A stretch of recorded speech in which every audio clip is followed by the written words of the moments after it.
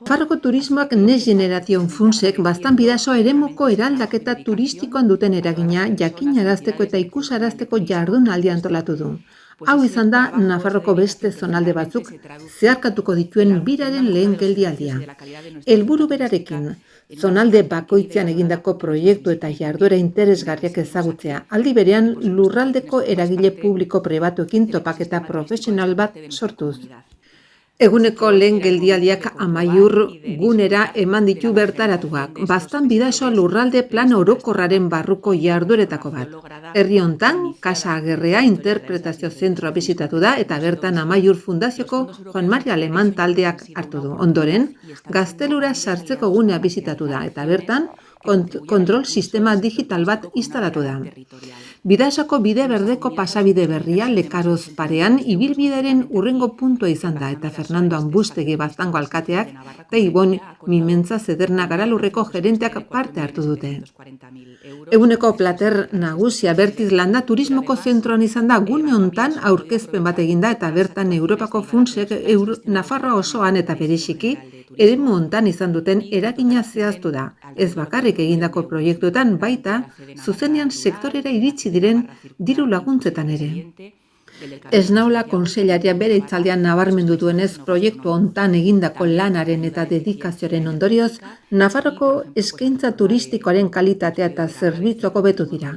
Bisitariek eta erkidegoko zati hontako ekosistema turistikoaren parte diren eta hemen bizi direnen hain maite eta baloratzen duten eremu hontan. Baita ere Zederna Garalurreko Ander Abuinek, Zugarramurdiko alkatea Argitxu Agerrek eta turismo zuzendaritza nagusiko Alberto Ekaiek, Manuel Bermejok eta Patxi Saentzek hartu dute hitza.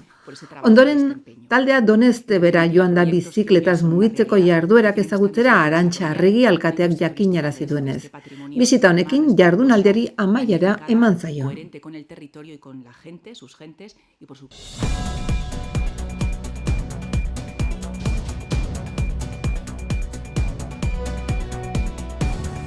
Carmen Maeztu Gizarte Eskubide Kontseilariak Kadreitako eguneko zentroaren lehenengo urteurrenean parte hartu du. Baliabide hori 2025an jarri zen abian mendekotasuna edota desgaitasuna duten personak artatzeko eta zaintzeko, eta 30 plaza ditu. Nafarroko gobernuak 372.000 eurotik gorako inbertsio eginda.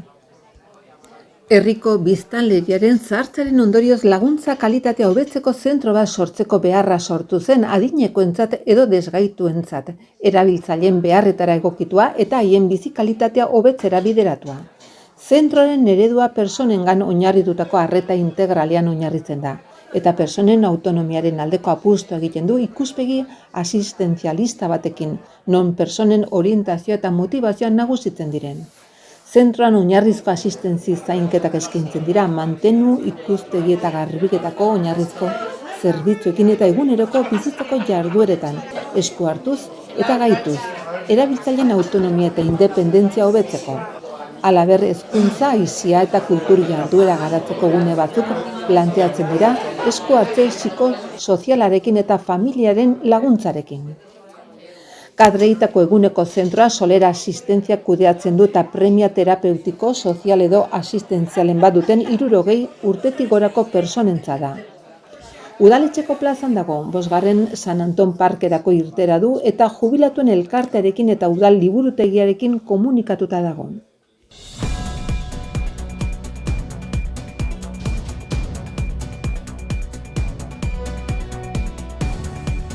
Landa Garapeneko eta Ingurumeneko kontseilaria den Jose Maria Ayerdi, Nafarroko lehen zainzuriaren dastatze tradizionalean izan da, asteartean Azagran, 15. edizioan. Ayerdik esan du produktori foru komunitatea tokiko eta kalitate bereizgarriko elikagaien alde egiten ari den apustuaren adibide eta paradigma dela, nazioartean proiektatzeko argudio nagusiak. Gustatuko litzaidake ekitaldi hau ere ekoizte modu jakin baten aldarrikapena izatea, urruneko merkatuetatik datozen produktuetatik bereizten gaituena. Lur batean, sustraitzea eta kalitate bereixiaren aldeko apustua adierazi du Ayerdi kontseilariak eta gaineratu du, horrela egiaztatzen duela aurreko kanpainan Nafarroan jaso zirenia 2.980 tona zainzuriaren 3 laurdenak adierazpen geografiko babestuak ziurtatutako produktua izatea, eta horrek jatorriaren eta kalitatearen bermea ematen du. Era berean, Foru Gobernuko landagarapeneko titularrak eskertu du gaur egun zainzurian landatzen duten 300 nekazari baino gehiagok eta produktu hori merkaturatzen eta kontserbatzen jarduten duten 45 enpresek labore horri eusteko egiten duten ahalegina.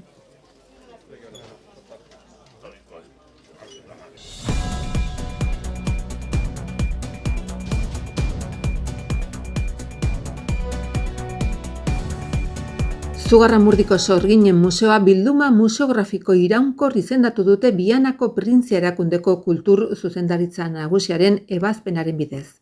Ebazpen hori martxoaren 31ko 64. aldizkari ofizialean argitaratu da. Urrats horren ondorioz zentro hontan inskribatu da Nafarroko Museoa eta bilduma museografiko iraunkorren erregistroan jasotzen duenaren arabera zeinak aitorpen hoietako baldintzak ezartzen baititu. Zugarramurdiko Sorginen Museoa 17. mendeko ospital zahar batean dago. Eraikinak 3 solairu ditu eta erakusketa iraunkorra 4 espazioetan antolatuta dago. Beko solairuan Sorgine izaren inguruan hausnartzen da. Lehen solairuan sorginkeriaren gaia jorratzen da eta inkisizioaren gaia.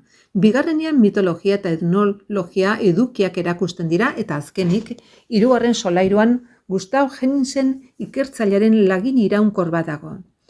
Museoak 56 pieza etnografiko, Henningsen senar-emaztek emandako 31 dokumentu eta sorginkeriari eta inkiziziori buruzko 59 ale erakusten ditu.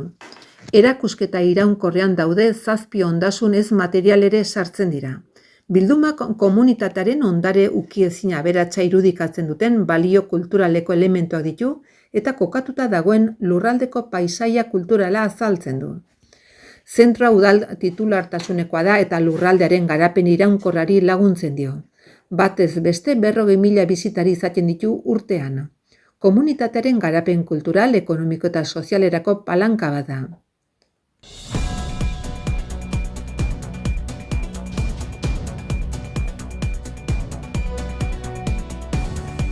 Aste Santuaren atarian Iruña bisitariei bertakoak eta estatukoak gehien bat harrera egiteko prestatzen ari da. Iruñako udalak funtsezko 2 gune ditu bisitariei harrera egiteko eta batez ere hoietan ardazten da hiriko kultura eta aisia eskaintza. San Fermin espazio eta ultreia dira.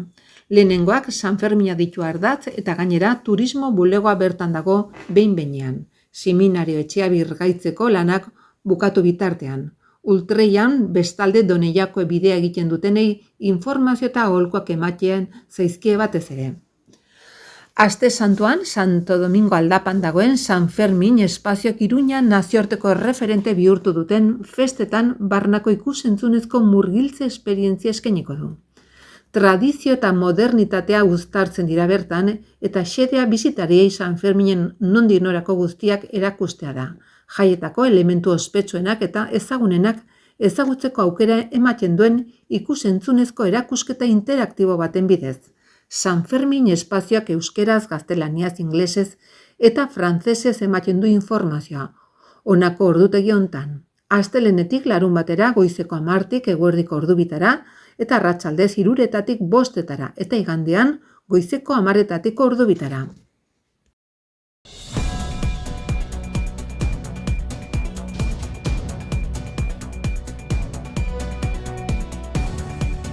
Kondestable Jauregian egonen da ikusgai maiatzaren 24 bitarte artea oinez 2026 erakusketa.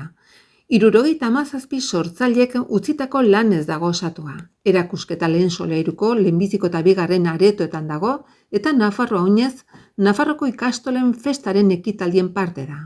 Aurten Vianako Erentzun ikastolak eta Zizurtxikiko San Fermin ikastolak antolatzen dute elkarrekin.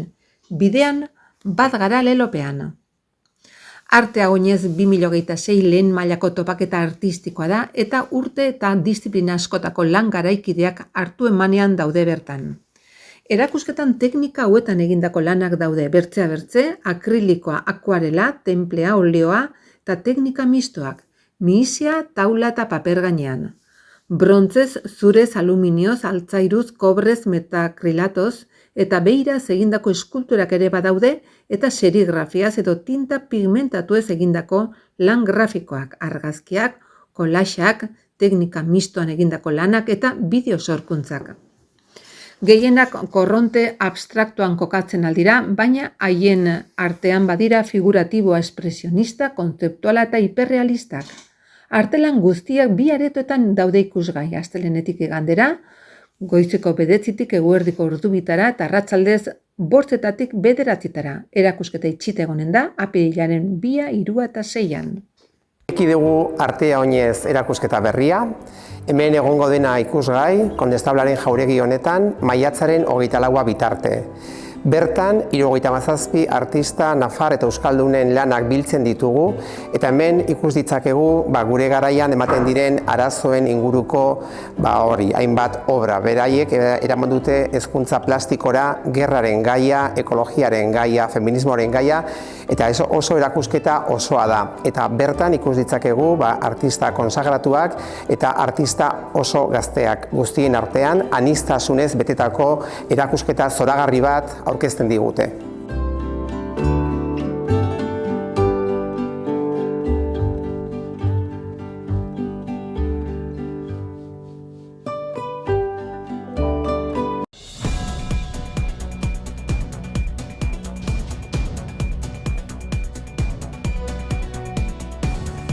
...2026ko Lesakako Sanferminetako programaren azala eta bestak iragarriko dituen kartela aukeratzeko lehiaketa deitu du udalak, herrian sortu edota bertan bizi direnentzat. Lanak herriko etxeko bulegoetan aurkezteko epea apirilaren 24ko ordu batetan bukatuko da, lehiaketa hauetan ohikoa den sistema erabiliz. Kartel naiz azal lehiaketen irabazleek 250 euroko saria izanen dute, egile berak ezin izanen ditu 2 sariak irabazi. Kartela argitaratu ginen da eta azaleko lehen saria programaren aintzineko azalean joanen da. Aurkezten diren lan guztiekin erakusketa bat osatuko da. Azken urteetako ohiturari eutziz, herri bozketak erabakiko du lehiaketa. Hortarako erakusketak irauten duen bitartean, bertan, boto emateko aukera izanen dute Lesakan sortuak edo bertan erroldatuak direnek.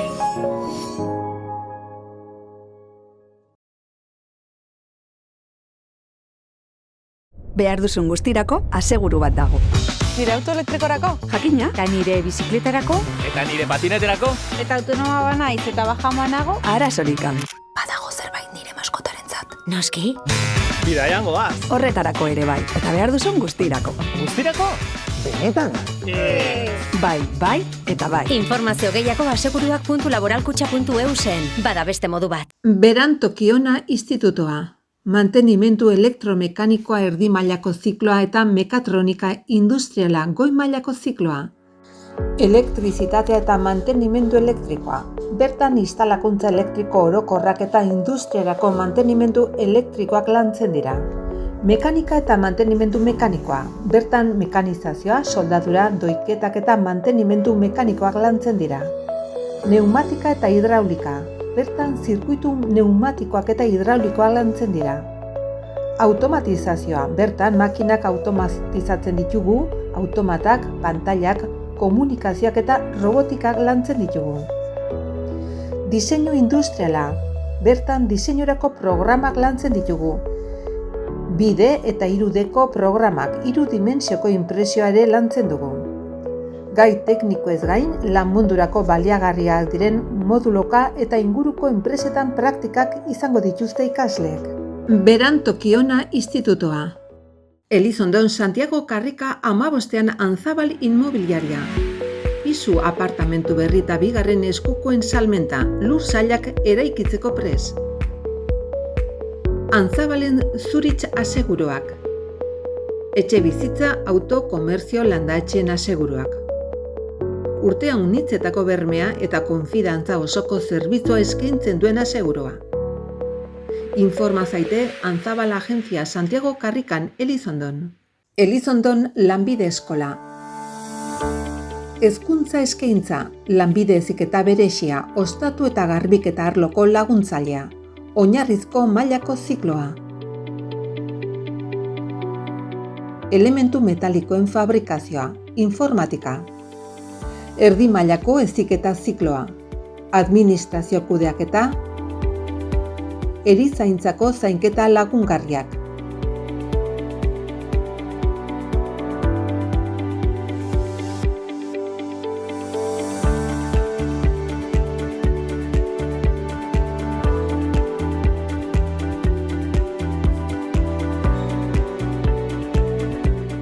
Natura inguruneko eta aisialdiko gidaria.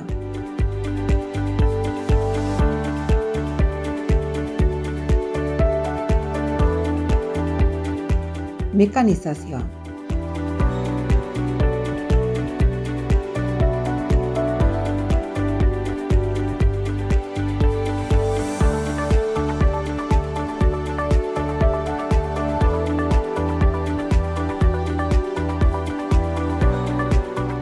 Goi mailako heziketa zikloa, administrazio eta finantzak.